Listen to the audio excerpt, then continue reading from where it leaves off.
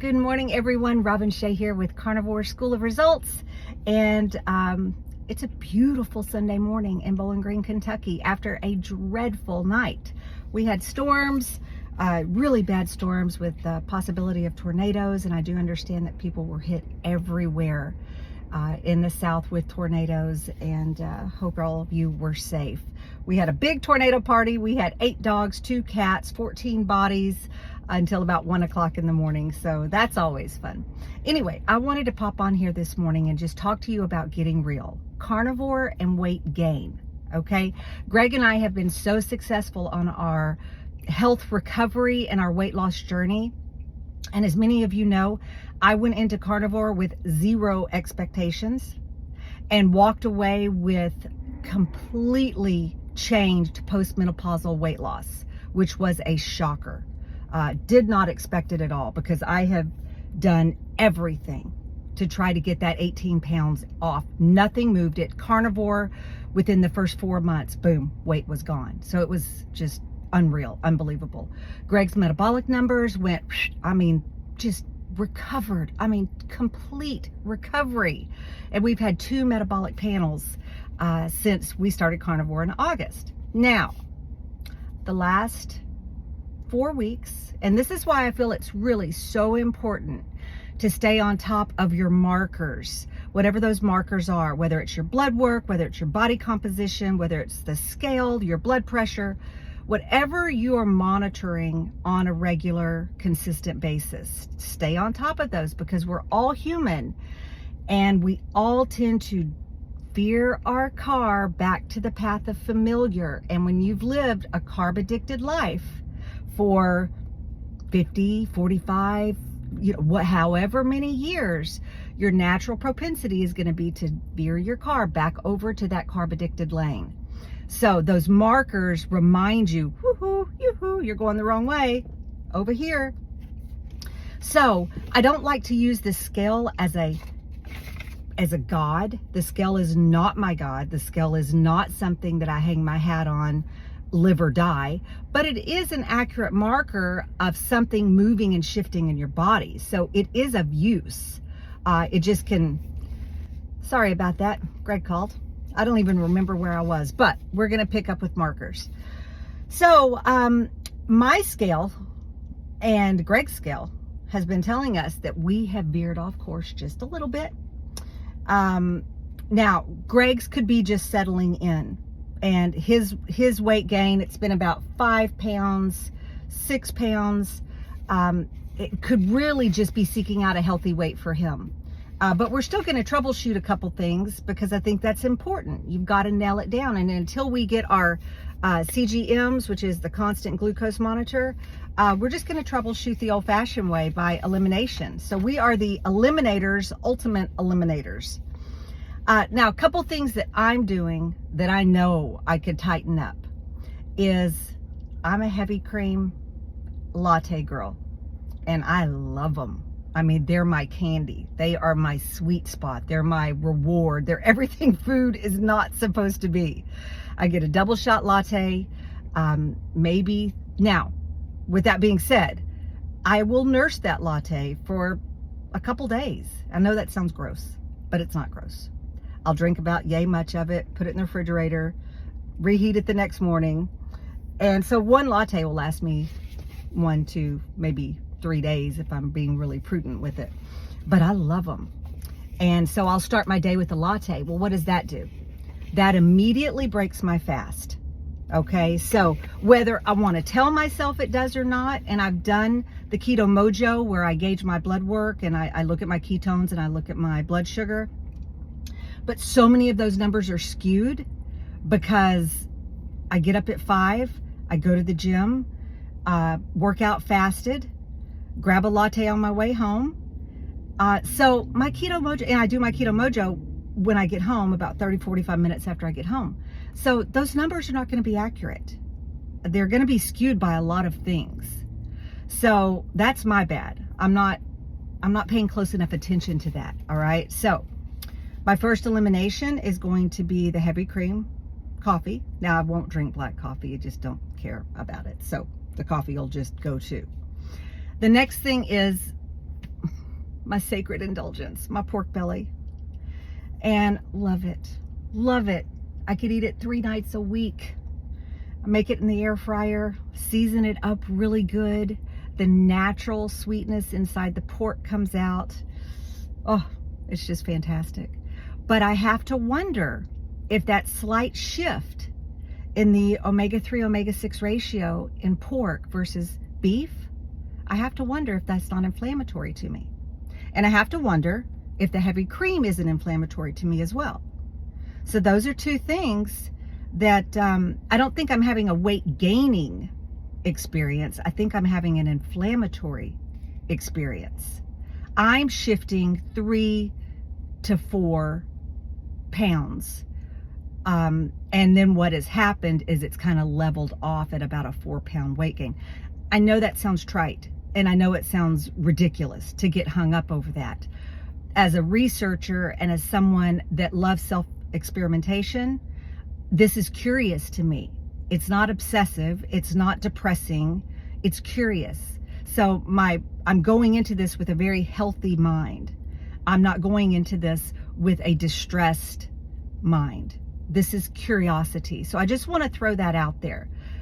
This is nothing that should be obsessed about.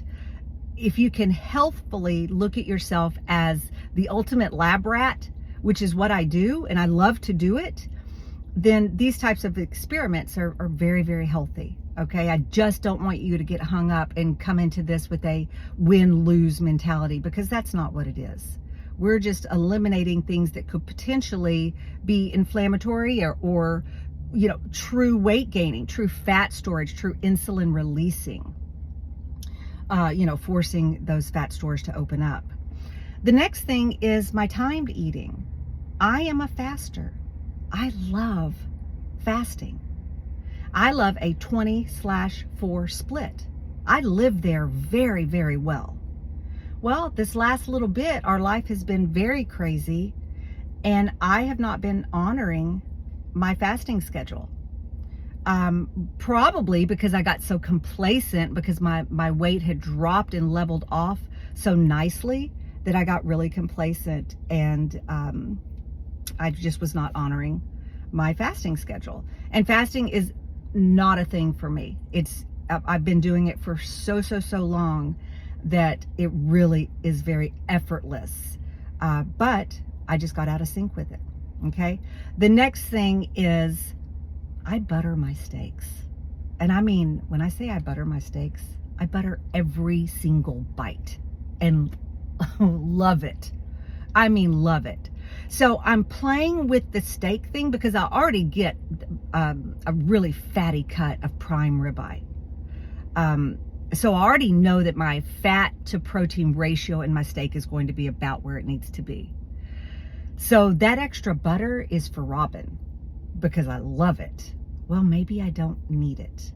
Now, the only thing that is making me hesitant about trying this the very last and not incorporating it with the other 3 that I'm going to do succinctly together is that my satiety when I butter my steak, well, now that I'm saying this out loud, makes me wonder if I'm not getting enough protein. And I'm not going to track my protein. I'm not. I have to wait until my brain is clear and I've got some free time to do that. I'm not going to do that right now.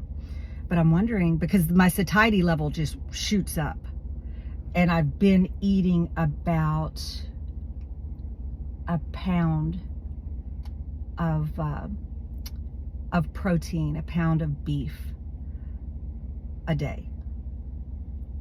And I've been working out really hard. So that may need to up my protein. Okay, that will be experiment number 2. I'm not going to pile too much on my plate at one time. So we're going to start with, this is hard to say, cutting out my heavy cream, which means cutting out my coffee. And I may reserve that for Sunday, church day only, which would be a nice little thing to do, right? Next is the pork belly. I'm going to cut out the pork belly. And the next is I'm going to revert back to my timed eating, but I am going to be shifting my windows. So I'll give you a little more on that later. I'm getting ready to start recording the content for a fasting mini course. People are talking about fasting. They want to know what you can do with carnivore to improve your results, etc. Well, fasting, to me, it's the second point of a trifecta, which is carnivore, fasting, exercise. Those three, it's the trifecta to health. So I decided to put together just a mini course. It's not going to be anything too, grandiose. It's just going to be an introductory course to fasting, the benefits, the age ranges, how it affects the age ranges differently, what happens during that timed period, when you can expect the certain movements in your body to take place and what that looks like. So anyway, information on that will be upcoming. All right, so I'm going to be troubleshooting over the next couple of weeks. I'll keep you updated with regular, not only updates with the inflammation reduction, but updates with the struggle. Because I tell you what, the pork belly's not going to be a struggle, but the heavy cream, that's going to be a struggle. That's going to be a real struggle. I may even have to take an alternate route home because I go right by my coffee shop on the way home. No one's in line. It's quiet. It's about 6 a.m. And it just calls to me, Robin, pull your car in here. We've got your latte ready. Alternate route. Okay, update real quick before we go. Update on my nails. About a month ago, I took off my acrylics, which I've been wearing since 2002, religiously, constantly, never had them off. Started that because of television. Couldn't have, gross little nails cooking on television. So the nails went on. The nails have not come off since then. And because my hair is exploding with growth, we thought we would try and see if it would replenish my nails as well.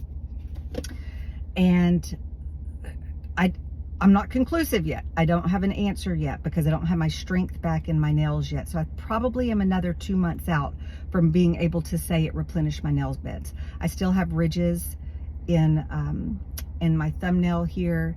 So anyway, a little too soon, but I just wanted y'all to know that I haven't forgotten about this update. This is a big deal.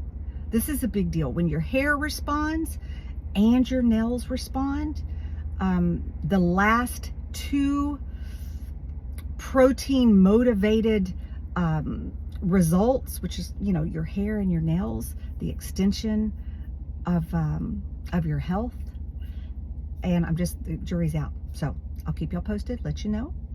And I love you guys. Y'all have a wonderful, wonderful Saturday. I'm just happy to be here.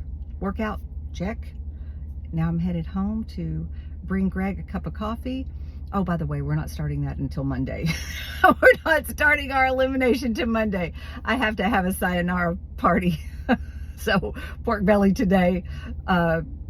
Let's see, double shot heavy latte today. Maybe one at church tomorrow, and then Monday. Bye-bye. Bye-bye. We'll do it. Okay, you guys. Talk to you again soon. Bye.